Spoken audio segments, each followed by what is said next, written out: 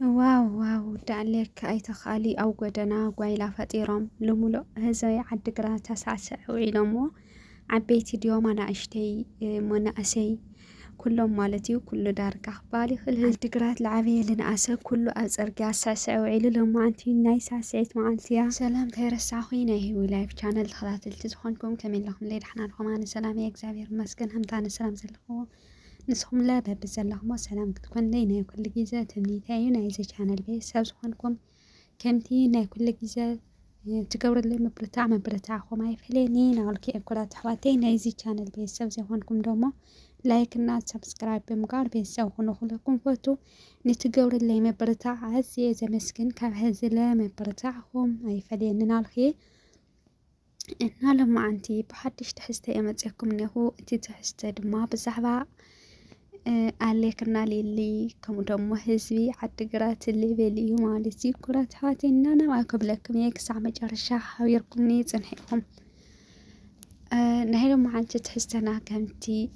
መጀመርያ ንእሽተይ ዘስማዕኹም እዩ እና ሊሊና ኣሌክ ዓዲግራት ከም ዝኸዱ ማለት ናብ ዓዶም ካብ ኣዲስ ኣበባ ናብ ዓዶም ከም ዝኸዱ ንፈልጥ ኢና።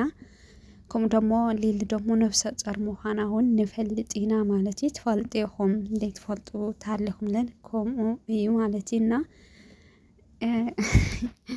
ኣነ ብጣዕሚ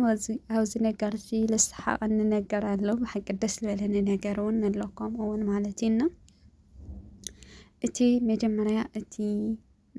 ዝሰሓቐኒ ነገር ሊሊና ኣሌክ ኣብ ሻርዕ ማለት ኣብ ፅርግያ ኣብ ጎደናታት ወፂኦም ማለት እዩ። ኣብ ጎደና ኮይኖም ለላሕለፈ ተምሃሮ ድዮም ዋላ መናእሰይ ዓበይቲ ኣናእሽተይ ኩሎም ዝረኸብዎም ሰበይተይ ነብሰ ፁር እያ ከምቲ ትሪእዋ ኣለኹም። ካብኡ ግን ኣቸጊራትኒ በቃ ብጣዕሚ ኣቸጊራትኒ ንሰብ ክሳዕስዐለይ ደልየ ኢላትንና ሰብ ማለት ሳዕስዐላ ንእሽተይ ሰበይተይ ላበለይ ማለት እዩ። እና ብጣዕሚ እዮም ኣስሒቆምኒ ማለት እዩ። ማለት ሓሲብኩም ዲኹም ኣብ ጎደና ወፂኻስ ሳዕስዒት ደስ ኢልንዋይ ሳዕስዐለይ ባ ክትብል ከለኻ ብጣዕሚ እዩ ከቢድ።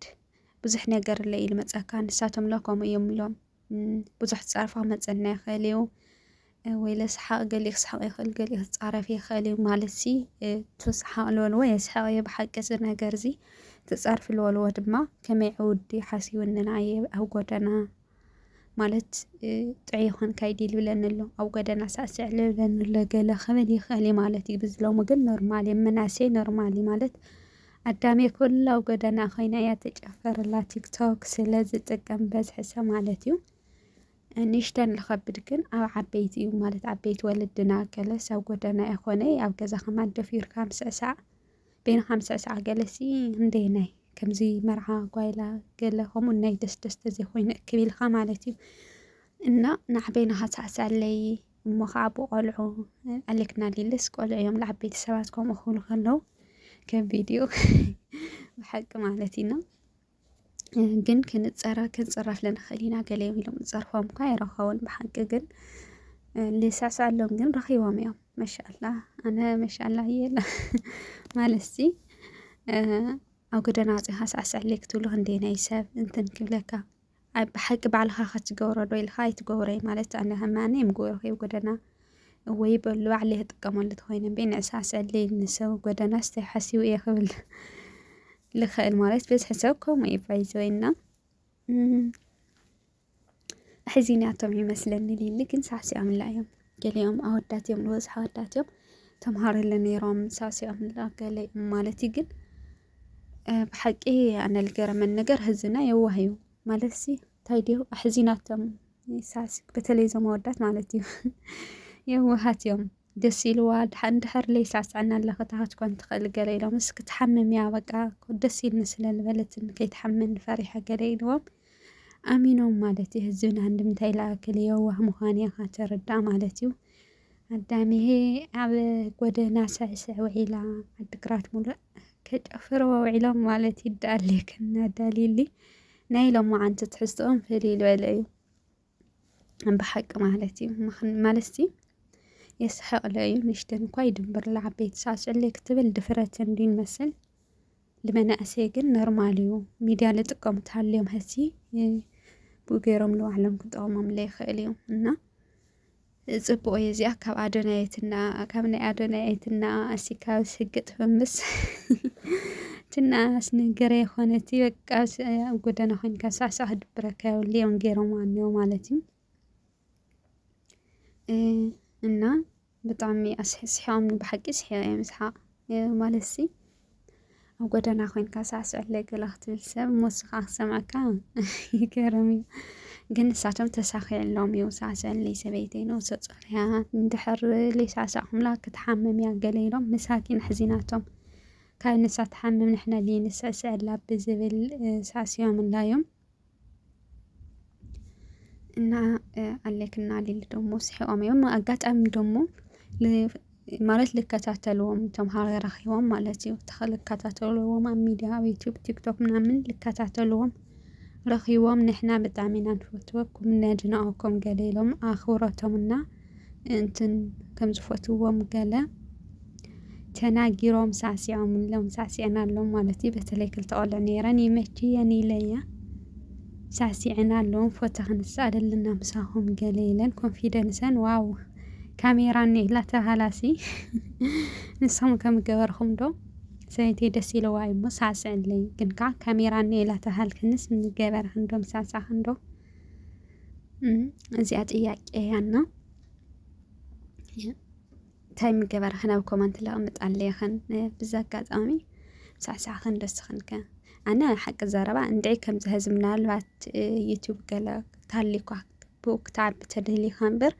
ምንም ተዘይብለይ ኣይምሳዕሳኺ ማለት ካሜራ እኒላ ተባሃልኩ ገለ ዘጋጠመ ለካሜራ ማረይ ልሕፍረኒ እና ክሓፍር ነይረ ይኾነ ኮንፊደንስስ ክሓፅር ይሓፅረካ እምበር ካሊእ ኖርማል እንድዩ ኮንፊደንስ ታሊኳ ኖርማል ተዘይብልካ ግን ድሕር ልንእሰካ ኮይኑ ከቢድና ከምዚ ከመይ ኮንፊደንስ ልውሕደክ እንተኮይንክን ኣይምገበርክናይ ሓቂ ተናገራ ኢኽን ኣብ ኮመንት ዝሮ እና ሪካርድ ኣውዚሐልኩም ብጣዕሚ ደስ ዝብል መደብ ኢና ይዳለይ ክሎም ኣንቲ ኣብ ጎደና ኮይኖም ንህዝቢ ዓዲግራት ሳዕስዐልና ገለ ሰበይተይ ደስ ኢልዋ ክብሎም ከሎ ልወዝሒ ሰባት ካብቶም ዝጠየቕዎም ልወዝሒ ሰባት ሰሚዖምዎ እዮም በተለይ ኣወዳት ሳዕሲዖምላ እዮም ለሊል ማለት እዩ ገሊኦም ደሞ ደሪፎምላ ገሊኦም ደሞ ሳዕሲዖምላ ማለት እዩ ደስ ይብል ማለት ሲ ትምስዕስዖምላ ይኾነስ ክትሓምም ካብ ንሳ ትሓምም ብዝብል እዮም ነፍሰ ፁር ስለ ዝኾነት ነፍሰ ፁር ከምዚ ደስ ይብላ እዩ ከምዚ ጋሕ ይብላ እዩ ገለ ስለ ልበሃል ከምኡ ዶ ትኾን ብልክዕ ከምኡ ዶ ይኾን ብዝብል እዮም ይመስለና ኣነ ማለት እዩና የዋሃት እዮም ብሓቂ እና ደስ ዝብል ፍቕሪ እዮም ኣርእዮምና ማለት እዩ ኣስሒኦምና እዮም ናይ ሎማዓንቲ መደብና ነዚኣ ትመስል ነይራ ፈቲኹማ ትኾኑ ተስፋ ይገብር እንተፈቲኹማ ላይክ ሸር ምግባርኩም ደሞ ናብ ማሕዘትኩም ኣካፍልዋ ኢኹም ካብኡ ደሞ ላይክ እና ኮመንታራ ፀሪእትኹም ኣይፈለየኒ ነቲ ገብረለይ ብብርታዕ ደሞ ኣዝየ ዝምስግን ኣና ፀሪእትኹም ለ ኣይተረስዒኹም ምኩራት ኣሕዋት እና ክሳብ ብኸሊእ ትሕዝቶ ብሓድሽ መሃርና ጠቓሚ ነገራት ሳንራኸብ ሰናይ ግዜ ሰናይ ቅንያት ይኹነልኹም ግን ኣብ ቻናለይ ኣብዚ ለእተዎም ቪድዮታት ኣለዉ ሓደ ግዜ ከምዚ ናይ በዓል ኣለክ መስሓቅ መዘናግዒ ነገራት ሒዘ መፅየ ካብኡ ደሞ መሃርና ጠቐምቲ ዝኾኑ ግጥምታት ድዩ ሓፀርቲ ዛንታታት ድዩ ስነ ፅሑፋት ድዩ ስለ ናይ ፌስቡክ ናይ ዩቲዩብ በቃ ብዙሕ ለጠቅም ነገራት ኣለዉ ወይ ብዛ ቀልዲ እዚኣ ሪኢኹም ከይትሓልፉ ማለት እዩ ኣብ ታሕቲ ብዙሕ ልጠቕሙ ነገራት ኣለዉ እዮም ኣብ ቻናለይ ኣትይኹም ልጠቕመኩም ነገር ውሰዱ ኢኹም ክብለኩም ፈቱ ክሳዕ ብኸሊእ ብሓድሽ ቪድዮ ንራኸብ ደሞ ሰናይ ግዜ ሰናይ ቅንያት ክኾነልኩም ናይ ኩሉ ግዜ ትምኒተ እዩ ካፍቲ ዝረኸብኩሞ ካፍቲ ዝዘርጋሕኽዎ ኣነ ካፍቲ ዝፈተኽሞ ደሞ ኮመንት ኣቕመጥለይኹም ወይለ ኣብ ቀፃሊ ሒዘልኩም ክመፅእ ትደልይዎ ነገር ኣቕምጥለይኹም ለኣኹም ለይኹን ኣይኹን ማለት እዩ ጋይስ እና ሪከርድ ኣውዚሐልኩም ብዝተረፈ ክሳብ ብሓድሽ ቪድዮ ንራኸብ ሰናይ ግዜ ሰናይ ቅንያት